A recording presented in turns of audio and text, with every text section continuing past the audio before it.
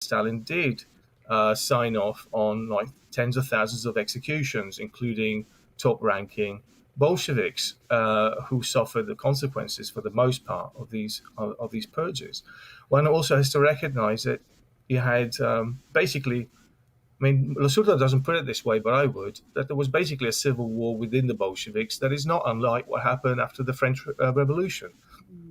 And so these conflagrations are unfortunate.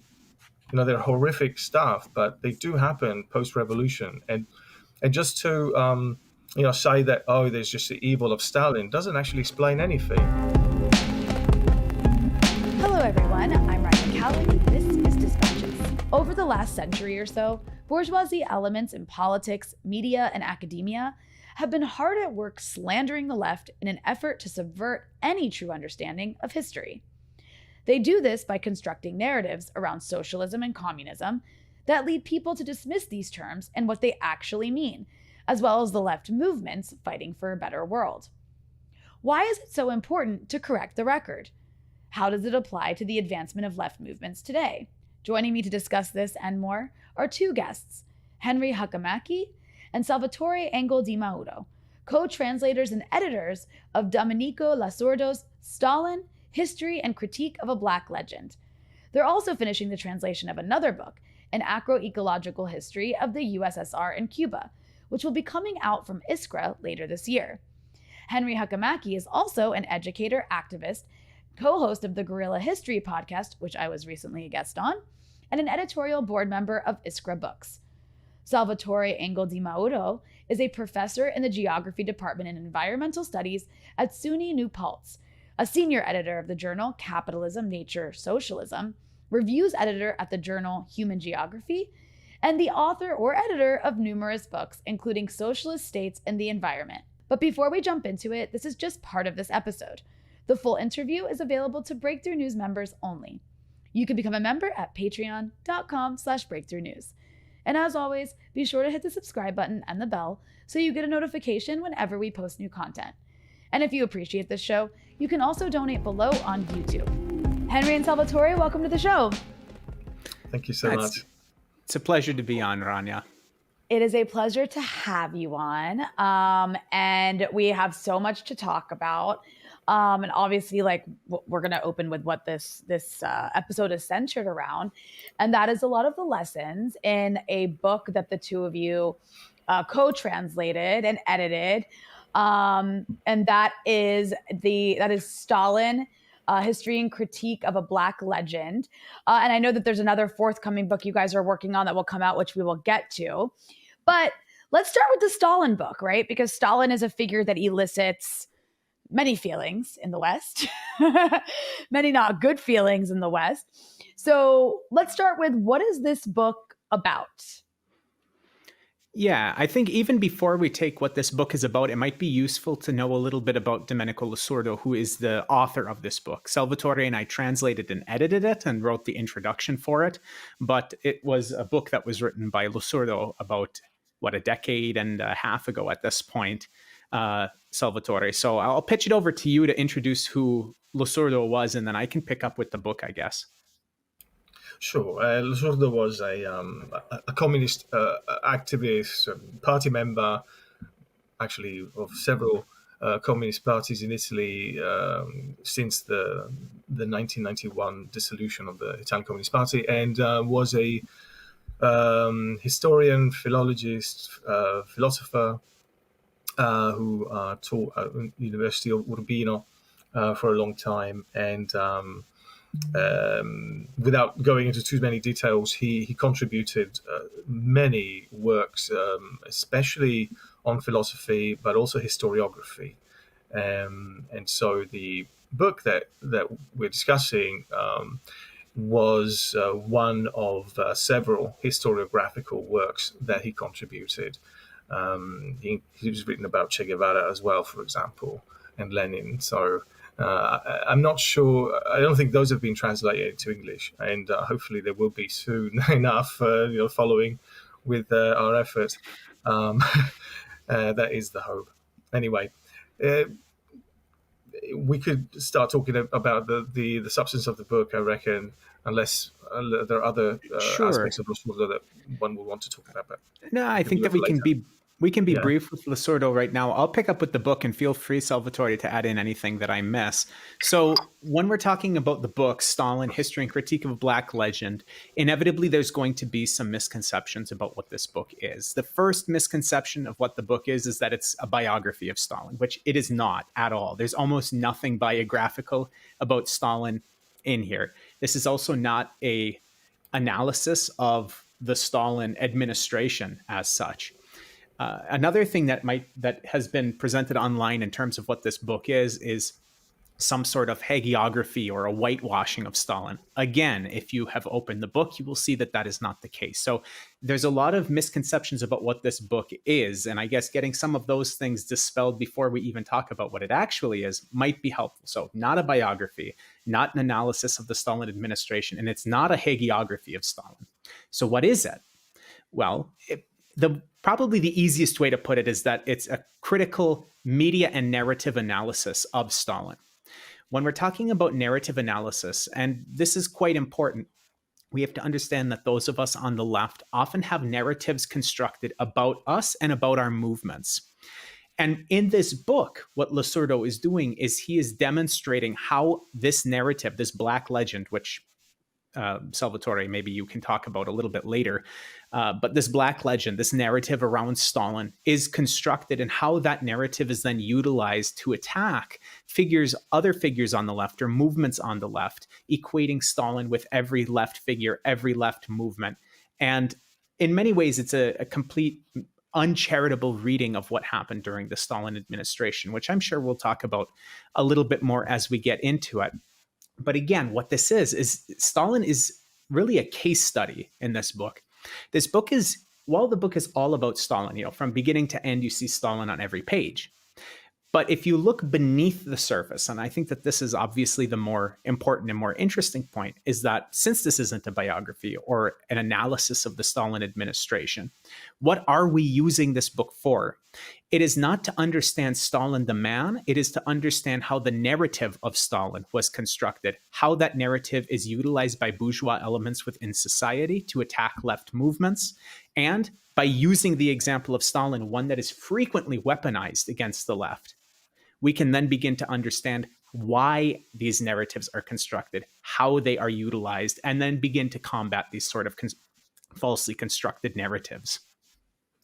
And that sounds really important. And I want to I want you to elaborate on that shortly. But first, I think that it's really important that, that Stalin is the center of this book. And there are so many left figures who've been maligned by imperialist institutions, media, politics, academia. So then why Stalin when choosing a case study? And I recognize somebody else wrote this book, but why focus on Stalin specifically? Yeah, I'll pick this up, Salvatore, if you don't mind. I'm sure you'll have plenty to add on here. Now, when we're thinking about the selection of Stalin as a case study, because again, this book it's scrutinizing the formation of a Black legend narrative, which could be done about other individuals. It could be done again about Che Guevara. It could be done about Mao. It could be done about Lenin, etc. And it has been done. So why Stalin in particular? And that we have to understand why we are using a case study in the first place. So we have to acknowledge that historical figures, irrespective of their political affiliations, can become subject to misrepresentation and manipulation by dominant ideology. And that is the ideology of capital, bourgeois ideology of capital. In this case, the narrative surrounding Stalin has been weaponized by those bourgeois political elements to serve their interests. By analyzing the construction of this sort of narrative, this is really essential for several reasons. The first is that it helps us understand how power structures manipulate historical accounts to maintain their hegemony. And that by critically examining this Black legend narrative, which again, the term Black legend comes from Italian, Salvatore. If you want to, when you expound on this, take that, you can. But by examining this narrative, we can identify the methods and strategies that are employed by those forces within society to discredit and undermine alternative perspectives. Now, regarding Stalin specifically, we have to recognize that Stalin, like other left figures, has been maligned by imperialist institutions, that he was a significant historical figure who played a crucial role in shaping the political landscape at his time and many other movements around the world. It was not only within the Soviet Union that Stalin was used as a guiding light, something that we've talked about before in other venues. So by deconstructing the narrative surrounding him, we gain a more comprehensive understanding of the actions that were taken by his administration, the decisions that were made by his administration, contextualizing those historically, understanding the forces that were at play that in some cases forced certain decisions to be made, in other cases influenced the creation of certain decisions. This is historical materialism, of course. And then separating fact from fiction. So just the last thing I'll say before I pass it over to Salvatore, when we're looking at Stalin as a case study, some people may, and I know some people have, raised concerns about potential backlash or resistance to this sort of analysis from people just because we are using Stalin, Losurdo, is using Stalin as the case study. But we have to consider the broader implications of this approach and the importance of tackling these complex historical narratives head on. We have to recognize that focusing on a high-profile figure like Stalin can provide a more profound impact on public discourse and understanding, that we have to understand his significance in shaping the course of history, particularly in the context of socialist movements, again, not just in the Soviet Union, but across the globe, makes him a particularly relevant subject for study by those of us on the left, regardless of what you think about Stalin himself. Just understanding the significance of Stalin makes him a particularly useful and important point of study. And that by addressing the narrative surrounding him, we're able to challenge dominant discourse and encourage critical thinking about the nature of power and its manipulation of history. And that by engaging with contentious historical figures allows for a more nuanced examination of underlying power dynamics and ideological conflicts, as well as external forces and internal contradictions that are at play that necessitate or force certain decisions that can be made, which in the abstract look monstrous, but with contextualization, we can begin to understand even if we don't agree with every single decision. Salvatore? Right. I mean, there's very little I should like to add, except a little bit about what Losurdo himself faced when publishing this book, and also anybody who reviewed the book in a positive manner. There was quite a bit of a kerfuffle in Italy about this book. I guess it came out in 2009, 2011. I can't remember now. And Losurdo was, of course, as would be expected, accused of being a Stalinist or being rehabilitating Stalin. But of course, that's exactly the opposite of what he was doing. It was not a rehabilitation as much as I guess not the opposite, but it was a different work altogether. Meaning, as already Henry amply described, just a critical appraisal of the representation of Stalin as a historical figure. And to return to your original question of why select Stalin, of course Stalin elicits, along with figures like Pol Pot, some of the ways in which within the left as well you have all sorts of accusations and disparagements that are decontextualized, and not to make any intimation that Pol Pot and Stalin are in any way similar, but those are the figures that are usually elicited in order to besmirch any sort of socialist politics or to preempt or to attempt to preempt their popularity.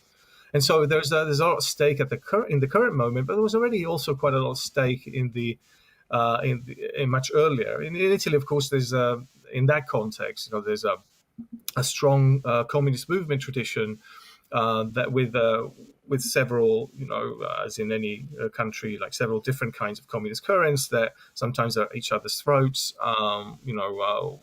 We have, in addition, the current that a very minor one at the moment anyway, but by Bordiga, one of the founders of the Italian Communist Party. So when Bordiga gets marginalized, Gramsci is taken up. Gramsci's taken up without the Bolshevik component oftentimes. So there's an ideological struggle that is very important in terms of what constitutes legitimate socialism or legitimate forms of communist movements in terms of principles and applications and whatever. So he, Losurdo, was accused, of course, of rehabilitating Stalin. There was nothing of the sort, but this continues to be a contentious topic in that regard, because there is this kind of almost like an allergic reaction by components of leftist movements, particularly in the European Union and in North America and other settler colonial countries, interestingly enough, like New Zealand and Australia, the kind of allergic reaction to anything that remotely would cast a different light about Stalin than absolute evil. And so in that respect, there's been a convergence for decades between that component of the left and bourgeois ideologues, which is really, unfortunate, because that just not only repeats received black legends, if you like, and I'll expand on that as well in a moment, but it amplifies it even in sectors where that should be like fighting against capitalism. So that's kind of a bit self-undermining. And again, just to reiterate what Henry already was saying, but the issue of the black legend is it comes from at least in the Italian context, something that is associated with the Inquisition, for instance. It's something or a process or a person that is enveloped in this kind of mysterious, dark halo, and oftentimes it has implications of very sort of bloodthirsty behavior and things like that. So that's what that title refers to. That doesn't really translate so well into English, but that's the context in which it was written, and that would be, I guess, the meaning, to associate with that title. I want to jump into dissecting some of the most common weaponized narratives within these bourgeoisie elements that you're talking about when it comes to the left. And I think it's really important to do this because, as you all know, these narratives are so prevalent that sometimes even people who describe themselves as socialists will perpetuate these narratives about these past figures and what it means about the left. It's like they've been conditioned to just automatically believe this list of horrible talking points that they've been told to distribute, all around in their political organizing. So let's start, what are some of these talking points and why are they BS, basically? There's so many. I could start if you like, Henry. Go ahead. One of them, of course, is the issue of labor camps, and which is conflated with Gulag, which is really a system of different prisons of various levels of enforcement and isolation, just like in the US. So you have maximum to minimum security. So, but of course, the term Gulag has come to represent almost like death camps, which is inaccurate. It's especially been shown to be inaccurate representation by historians who've actually taken up the archival evidence seriously, and it's shown that the system was much more complex. It certainly was brutal in some occasions. Sometimes the brutality of it had to do with the conditions in the wider society, not just with respect to the prison system itself. So it's not to deny that it was a very problematic and certainly in terms of basic socialist principles, countervailing of those very principles, and should not be minimized. But at the same time, because it's been taken up to suggest that there was a particular, specific kind of outcome of what a socialist revolution brings, because that's basically what the implication has been, or what is being stated almost outright, then one has to be very careful with those kinds of terms. It is unfortunate that on the left, they're taken up as as some sort of like certitude, with some sort of certitude about what it actually was, that system of prisons. The majority of people who lived in that prison system actually were probably, to some extent, depending on circumstances, treated better than most prisoners in the United States over the past 50 years or so. So that's one aspect. I mean, another aspect one could think about is the purges, which certainly occurred.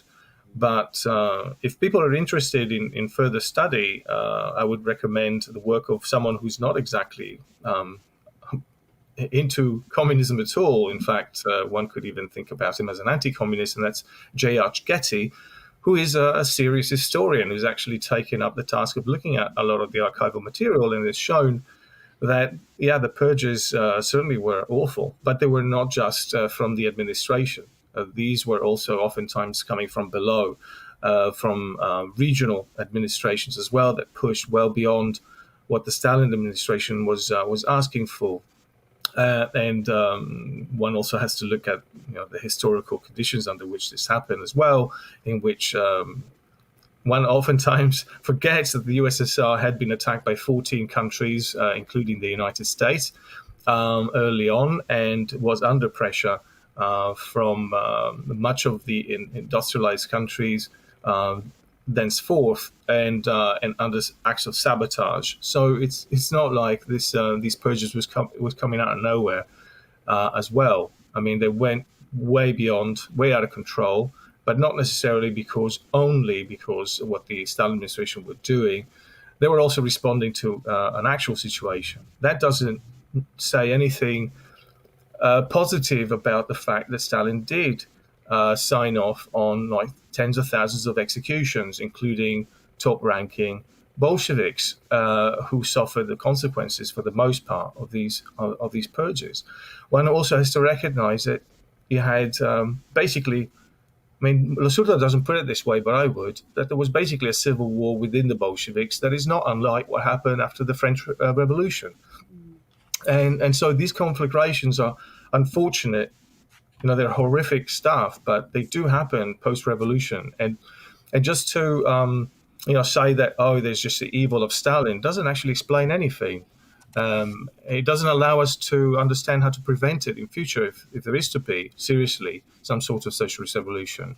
And so these are aspects of what is at stake with these kinds of I guess, tropes. One other thing I guess I could add, and surely, if you want to, Henry, please add, but is the notion that under the Stalin administration, they had wanton environmental destruction, which is actually, it did happen, but in fact, in balance, it was the net opposite of what people think. And so, again, environmental historians have actually been showing the opposite to have been the tendency.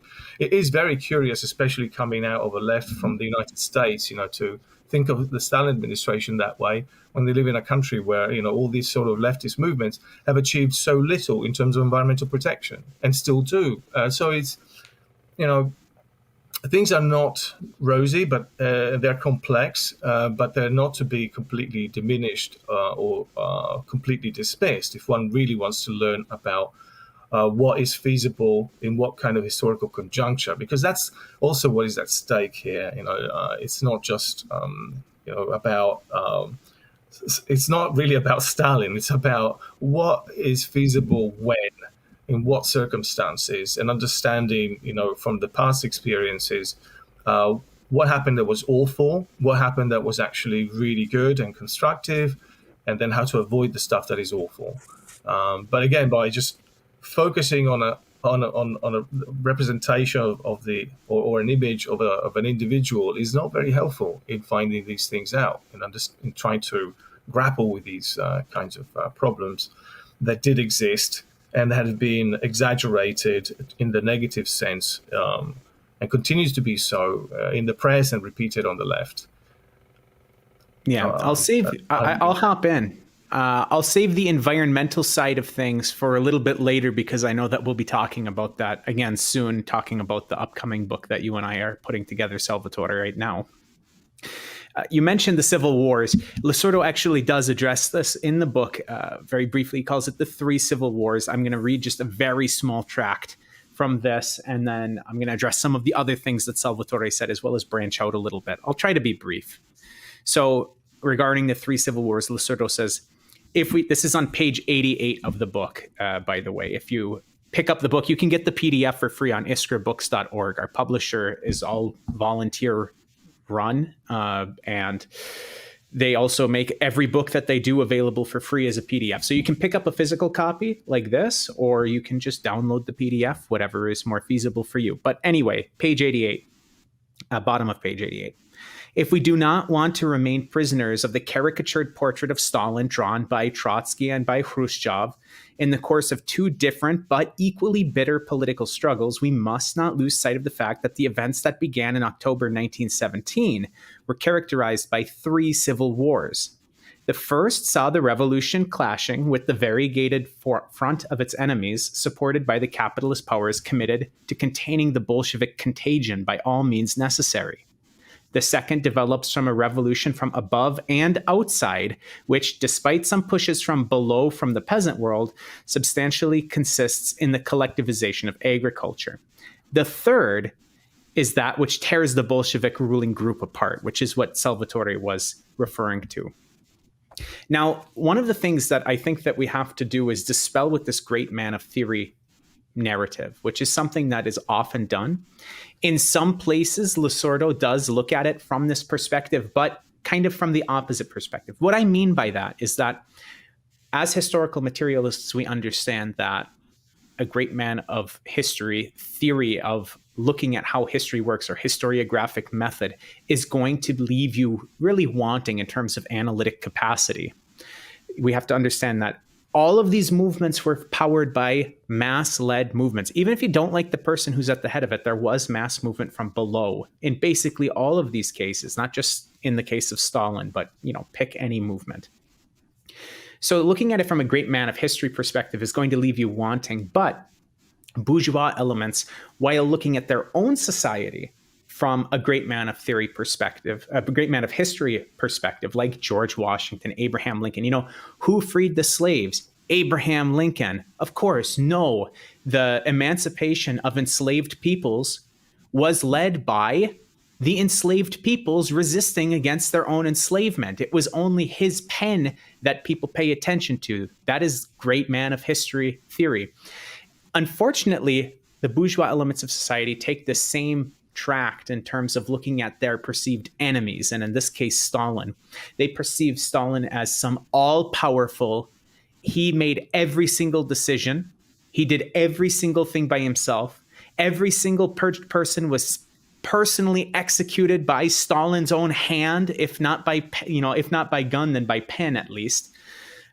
We also have people who are on the left that also slip into this great man of history theory in terms of Stalin was a great person, and everything that happened good in the Soviet Union was because of him.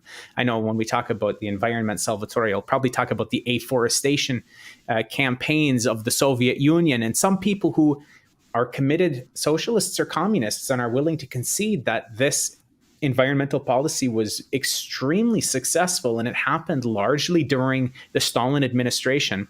People who are dogmatic in their support of Stalin will still take a great man of history theory and say, well, it was because of Stalin himself that this campaign took place, not that it was some mass movement that came up. But in terms of narrative, and I guess I'll try to be very brief now because that went on longer than I was intending. I apologize, Rania. But within this book, you can think of many of the narratives that are, accused against Stalin. Salvatore mentioned the purges, mentioned the gulags. Of course, we have the so-called Holodomor. And I don't say so-called because there wasn't a famine. There certainly was. I say that because why are we using a Ukrainian word when there was many regions of the Soviet Union that suffered substantially from this famine, particularly Kazakhstan? Why are we not using a Kazakhstani word for this famine? Why does everybody try to portray it as a genocide against the Ukrainian people and not just a broader social famine that occurred at this period of time? Again, political purposes. We know the answer. We talk about anti-Semitism within this book. Again, Losurdo talks about anti-Semitism, the accusations of anti-Semitism against Stalin. It talks about this, perceived alliance with Hitler.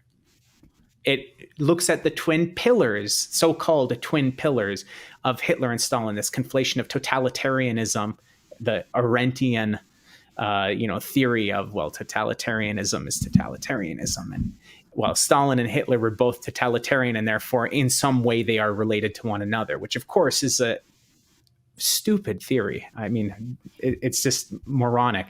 But even if we're looking at like Molotov-Ribbentrop, it's not something that was dwelled upon too heavily in the book, but it's something that's talked about within society all the time. Well, why did Stalin sign this pact with Hitler? Again, decontextualizing it from history, not looking at the pressures that were on the Soviet Union, the fact that they were facing invasion, and also not looking at the fact that the other Western powers were doing the exact same thing. In 1933, the UK, France, and Italy signed the Four Powers Pact with Nazi Germany. In 1934, Poland signed the Pilsudski Pact. In 1935, the UK signed the Anglo-German Naval Agreement.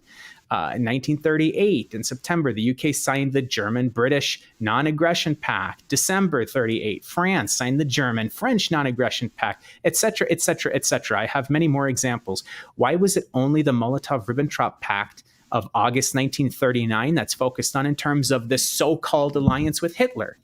That's not to say that, we can just say it was a great idea, but we have to contextualize it. That's something that's done. We contextualize it in terms of what were the external pressures, and then also just look at these other countries that people do not have criticisms for. Why is it that they criticize one but not the other? It's politics.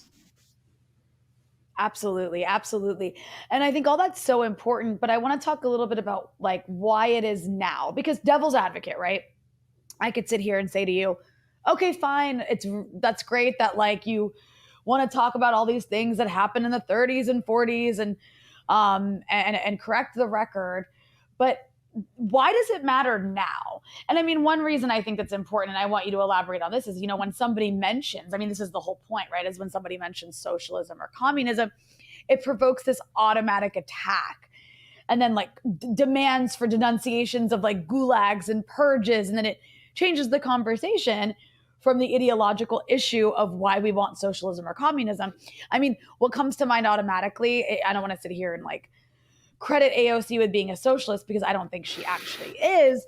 But right, we all remember when she was running and won her election the first time around, and she made the rounds on like CNN and all these different media outlets, they were all losing it because she was using the word socialist, describing herself as a democratic socialist. When Bernie Sanders was running, same thing, everybody wants to talk about gulags and purges and how could you? And they would like literally be like, how can you call yourself this? Because Stalin, like it was the most cartoonish example of essentially everything you're talking about. I'm not trying to answer my own question here. I want you to like really explain why, but yeah, like why go back and correct the record on all these things? Like who cares if we remember a famine being different than it actually was? Why does it matter if capitalist media and academia and these, institutions of empire have this version of history that isn't actually true? What does it like have to do with 2024? Rania, oh, sorry. Go ahead, Salvatore. I love when that happens. Well, I wanted to share something that coincidentally I was reading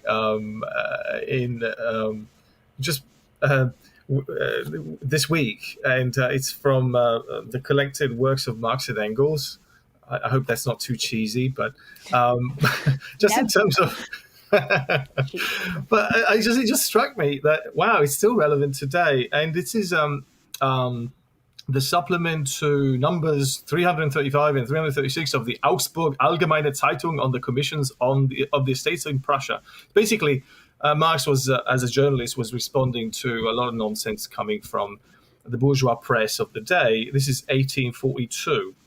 And he writes this marvelous paragraph, in my view, like, what makes the press the most powerful lever for promoting culture and the intellectual education of the people is precisely the fact that it transforms the material struggle into an ideological struggle, the struggle of flesh and blood into a struggle of minds, the struggle of need, desire, empiricism into a struggle of theory, of reason, of form. Wow. Yeah, and this is 1842. And I think, oh, damn, he's only got what the importance is. The terrain of ideological struggle, right? It's that's what it's about in a lot of ways. And in the United States, one of the major ways in which any socialist or communist movement have been suppressed is through manipulating the media, and so that also speaks volumes about the importance of your work, actually, Rania. So thank you for doing what you're doing. It's really Wow. Well, no, I don't know, but it's crucial work. It's part of the ideological struggle that you were describing as well. It's every time there is any chance for a socialist movement, particularly in a country like the United States, or it could be the UK or France or whatever. Anytime you have a socialist movement that is a genuine socialist movement that is making headway politically, you should expect to have repression, but also a huge emphasis on the ideological component. And so the recent resolution, was it last year, that came out, which was one of the most fascinating, ridiculous resolutions I've read so far from Congress. There's so many, but this one is kind of top 10, in which they had this anti-socialism resolution signed on by many Democratic Party members as well. And if you look at that, they lump basically everything they can. I remember this. Oh my gosh! Yeah? Sorry, I'm remembering this. I forgot this happened. It's so not such nonsense. But yeah, please continue.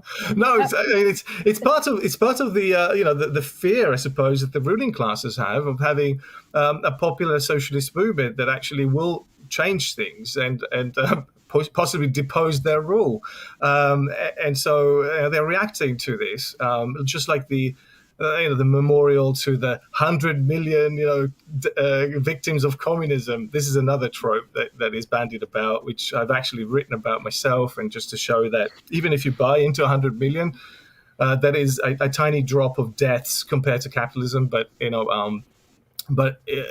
any case, it's based on a fiction.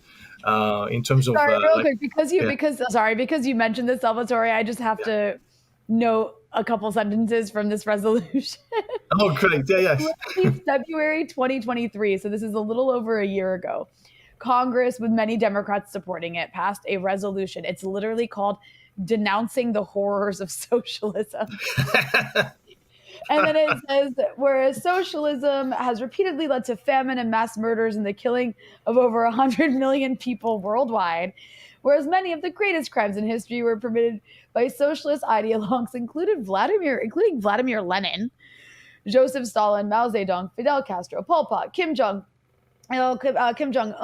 Daniel Ortega, Hugo Chavez, and Nicolas Maduro. And of course, a lot more is mentioned as well.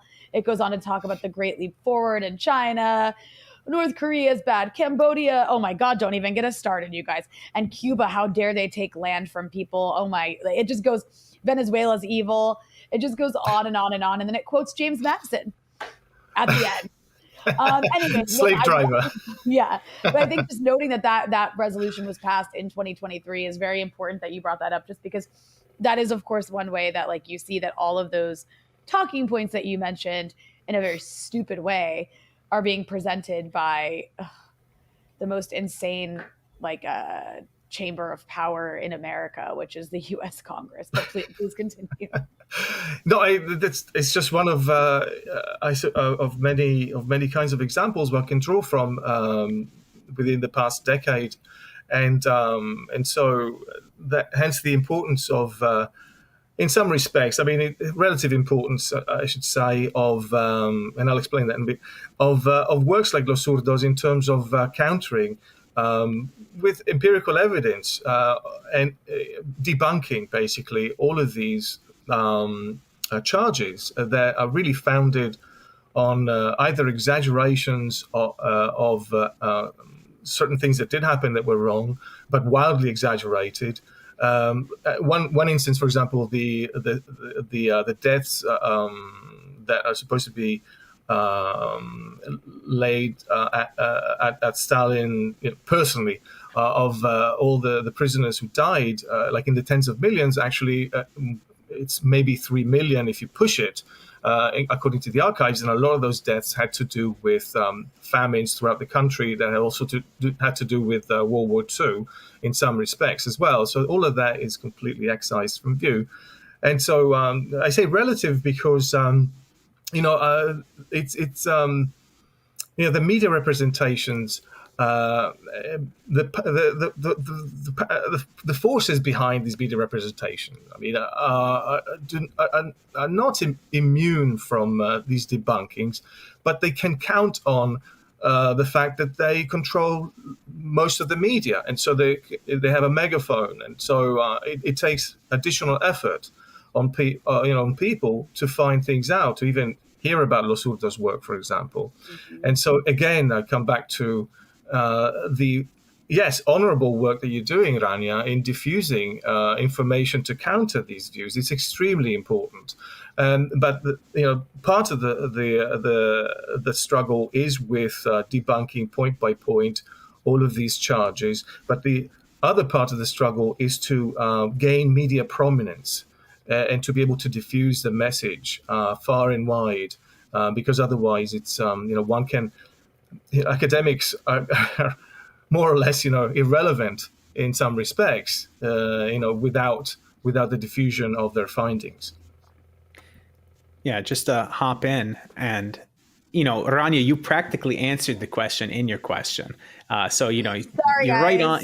No, you're right on it. And Salvatore, that quote from Marx, who would have guessed that Marx would be on the ball? I never would have thought that his finger would still be on the pulse. Who's this guy? Who's this guy you guys keep talking about? He sounds kind of interesting. This Karl Marx guy. I don't know. I used to live in his hometown. That's a story for another day. And of course, now I live in the city where Lenin first went to university. Again, different story. Vladimir Lenin, denounced in the Congress bill denouncing socialism. Yes, that's right. No, when I say Lenin, of course, I'm not talking about George Lenin. Or John Lennon. Sorry, God, I can't even get my Beatles right. Okay, sorry. Let's take a step back here and get back to politics, where I'm much more at ease. Let's put it that way.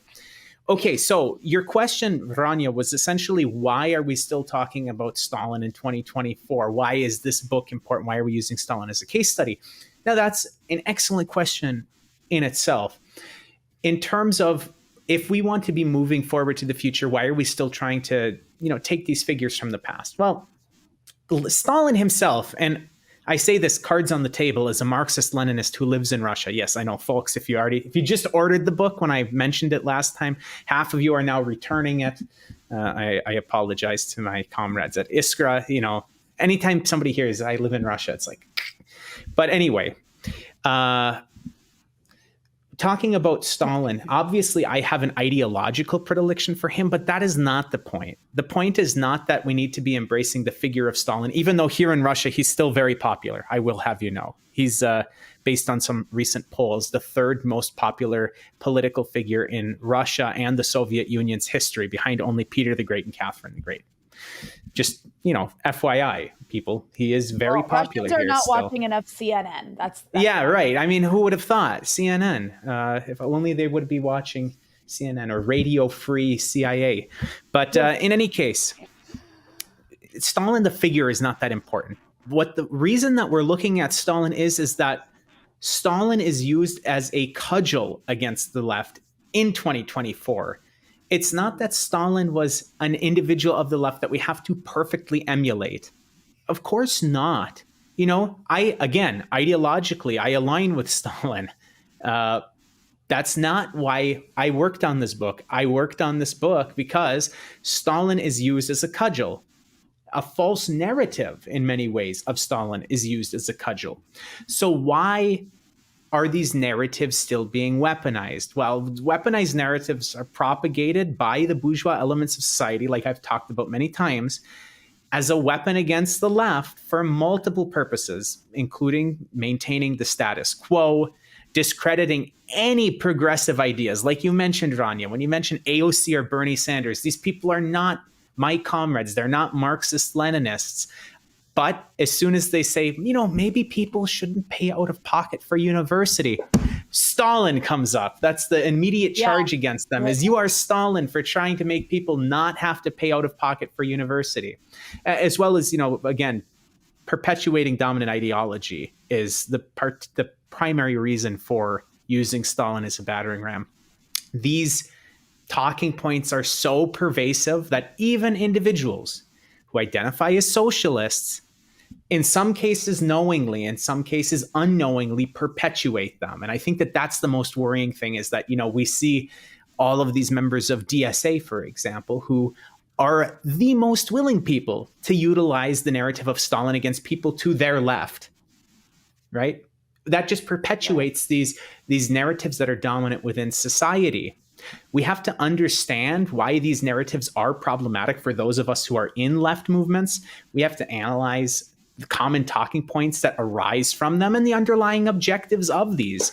When we talk about socialism or communism, what are the narratives that we often hear? Socialism leads to economic stagnation and inefficiency.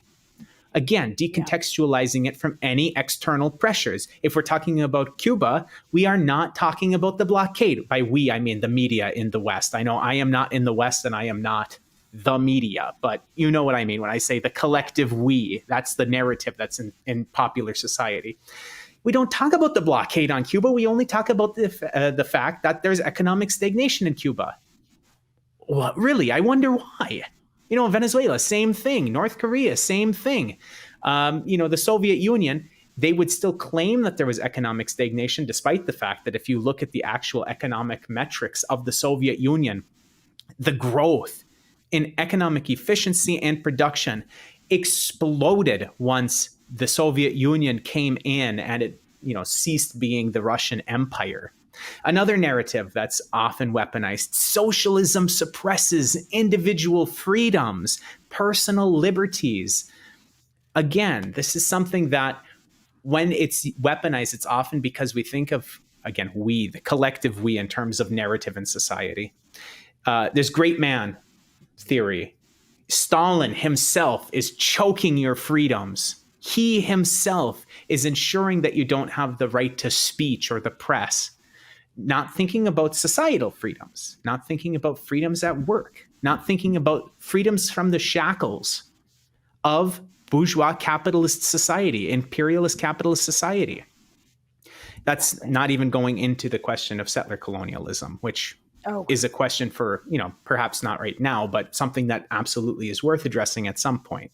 Another question, or another talking point that comes up: communism results in totalitarian regime. Again, this Hannah Arendtian thinking, which is taken up whole cloth by both liberals and conservatives within the country, and even some of those people that are kind of squishy on the left. Right. This association of socialism and communism with authoritarian rule then allows for an equation with fascism. This, again, overlooks the ideological basis and the desired outcome of these societies in just subsuming any goal that they may have to some perceived authoritarian impulse within that society. Or another narrative: socialism is the same thing as state control. This is a particularly pernicious, narrative. Again, talking about things like healthcare. Why would the government try to look at, take over healthcare within the country? That is socialism. And if you have socialism, then that's authoritarian. And if you have authoritarian, these narratives feed into one another. So by looking at how left ideology is equated with authoritarianism, it's stripped from any historical context. It exploits the fear of totalitarianism. And in many ways, it capitalizes on generational differences between old and young, and also capitalizes on differences between the global North and global South. Mm-hmm. By conflating all of these things and playing these things off one another, they are perpetuating this dominant ideology within society, stemming from the vilification and the narrative building of figures such as Stalin, and probably foremost Stalin. And that's why this work is important in 2024. Not that we're trying to expunge the record of Stalin. Again, I'm a Marxist-Leninist. You don't have to be to find this to be a very interesting or useful work. If you are anywhere on the left and you have heard the term, the name Stalin weaponized against you, or weaponized against any of your movements, or weaponized against any reform or revolutionary tactic that you have been associated with, this book is intended for you. If you enjoyed this episode and want to hear the rest, you can access it by becoming a Breakthrough News member at patreon.com/breakthrough news.